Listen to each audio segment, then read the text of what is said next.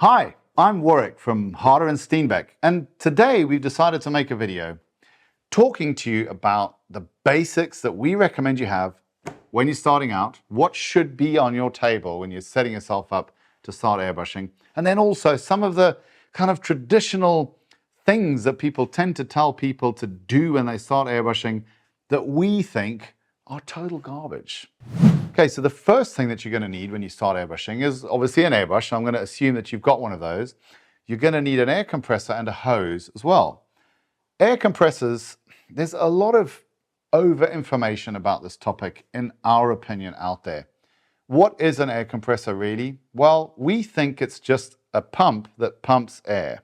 If someone's trying to tell you that you need a compressor that's super complicated and has all these features and all this capability, it's not true. What you need is something that pumps air, does it smoothly so that you have a pulse-free airflow. You don't necessarily need a tank to accomplish that. A lot of the modern small compressors do the same thing. They give you a pulse-free airflow without a tank. So, for example, there's a lot of, I know the Sparmax brand very well, all of their tankless compressors accomplish this using a technique that we don't need to get into here, but you get a nice pulse-free airflow without a tank. Having a tank is great if you know you're going to be airbrushing for more than an hour at a time. It just means that the compressor is more able to handle that kind of workload. So get a compressor that fits your budget. Okay, you don't need to spend the earth on it. You should always be spending more on the airbrush than the compressor because that's what's going to give you the creative pleasure. That's my advice on that. You're going to need an air hose to connect the two. There's a few preferences on that. Some people like it really, really light, in which case get one of those thin black vinyl air hoses. They're not so robust. If you're more concerned about running over it with your chair, then get one of the braided hoses. They're a little heavier. They're not too heavy, but they are very, very robust.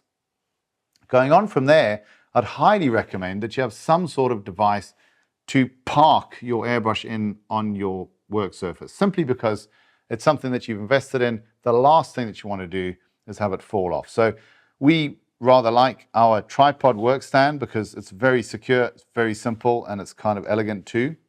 The other thing that does a great job of giving you two things for one, which is also necessary, is a spray out pot. Now, the spray out pots typically have a holder integrated into them.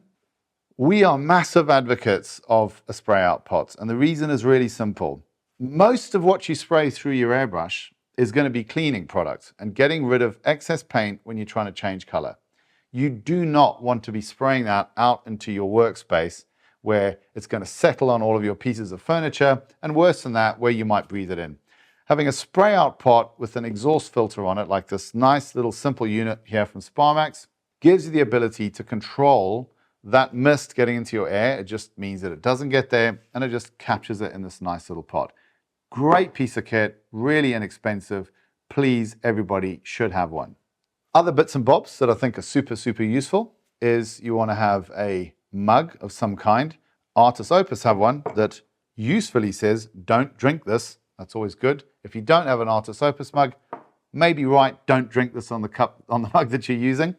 You want to have a couple of paint brushes. Now, the key thing is, counterintuitively, you do not want a little paintbrush to work with the front end of your airbrush. The reason for that is small paintbrushes have got very small ferrules, and ferrules are not friendly to nozzles and needles on airbrushes. So use a big size. We think that the smallest practical size to use in an airbrush is a number 6. We prefer using sizes somewhere around about 8 to 10. We like the white synthetic bristles. The reason for that is they're pretty strong, they're pretty tough, they're quite stiff, they don't tend to break inside your airbrush, which is a useful characteristic. So our suggestion is get yourself a nice synthetic haired number 8 brush. The dry brushes are always good because they're quite stiff. This shape with the blunt end I think is really effective.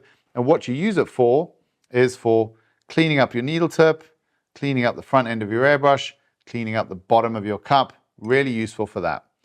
In your cup, you'll have a mixture of a bit of water, bit of airbrush cleaner.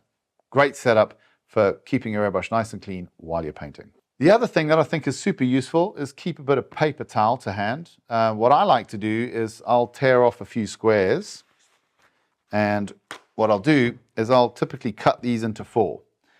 They are then a great size for getting inside your airbrush cup, to give it a quick clean out, to get rid of excess paint that's in there before you clean the airbrush up or change color or something. Super useful for that. Little squares are also really useful for just cleaning up around the air cap after you've used your spray out pot. And then, of course, the really important thing, this is really, really critical if you're getting started.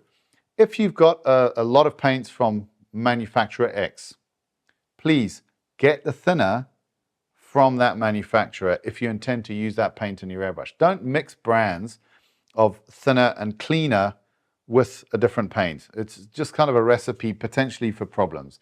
So if you're using brand X, get their airbrush thinner and get their airbrush cleaner or their paint cleaner and use that with that paint.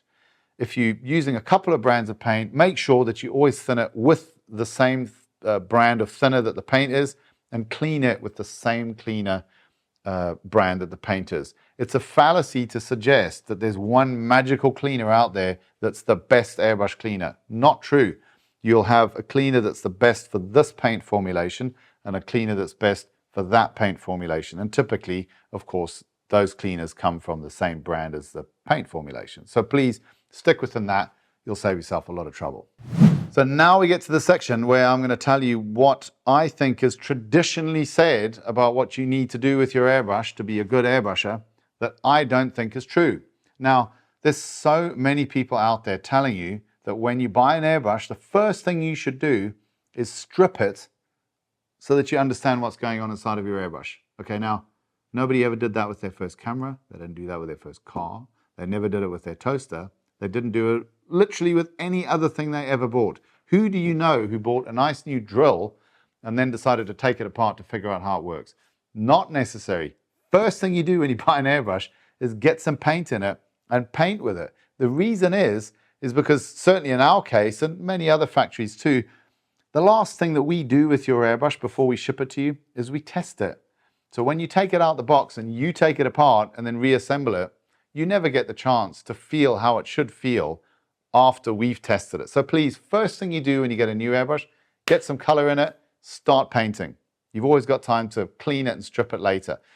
On the subject of stripping, I'm sorry to tell you guys, but a full strip is not necessary every time, okay? You just don't have to do it every time.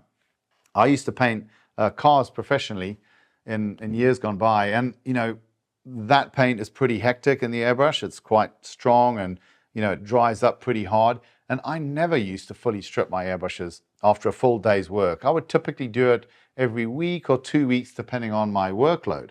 The key to that is when you change in color, clean your airbrush to the point where it's totally clean in between colors. You don't need to strip it to do that. You just need to clean it well. So I think that the general thing about the debacle of whether you need to fully strip your airbrush after every session, no, you don't. You need to clean the paint-bearing part of the airbrush. Okay, so that's the stuff in front of the trigger. And you can do that really well just by putting some airbrush cleaner in there, a little bit of agitation with that big number 10 paintbrush, spraying it through, pumping the trigger so that you clean the full length of the needle. Once you've done that, pull the needle out, give it a wipe, and that's really all you need to do at the end of the day. Keep it minimal, enjoy your painting. You bought it to paint with it, you didn't buy it to, you know, become an airbrush mechanic, okay? And you really don't need to do that. The other thing I want to say, guys, is focus on where you're putting your budget when you start, okay? The thing that you've got the creative relationship with and the thing with which you want to develop your skills is this, okay? It's the airbrush. So put your focus on this. Please don't think that you've got to put a load of budget into all sorts of other things like, you know, bugbear for me, ultrasonic cleaners, okay? Just not necessary, okay? You don't need to buy them. You don't need to use them with the airbrush. If you use them super regularly, arguably they do more harm than good. And it's just more money spent on things that you don't need. You could buy yourself another model to paint. You could buy yourself a whole new palette of paints instead of that. Focus on the creativity side, okay? So ultrasonic cleaners, don't need them if you clean your airbrush well in between color changes. Keep it simple and you'll have a lot more fun doing much more painting. Don't worry about all this detail stuff about you've got to strip this and clean that and do all these crazy processes to keep your airbrush running well. Not true. Don't do it. Final point I'm going to make. All of you probably know how to use a paintbrush, okay? All of you probably know how to use a paintbrush. If you know how to look after a paintbrush, you can definitely look after an airbrush. And the reason for that is extremely simple. Paintbrushes are made out of cuddly bits from little furry animals. If you can look after that and clean it well, then you can definitely look after and clean something that is literally made from elements from the Earth's crust. Okay, that's what an airbrush is made from. So if you can clean a paintbrush well, you can totally do it with an airbrush. So please don't ever feel like the airbrush is some difficult thing from a cleaning and maintenance perspective. It literally couldn't be easier. If you've got an airbrush that's well made with nice finishes on the parts, paint just comes off it super easy. They're robust, very easy to deal with. And like I say, focus on the creative side and you'll have the best time creating beautiful things with your airbrush.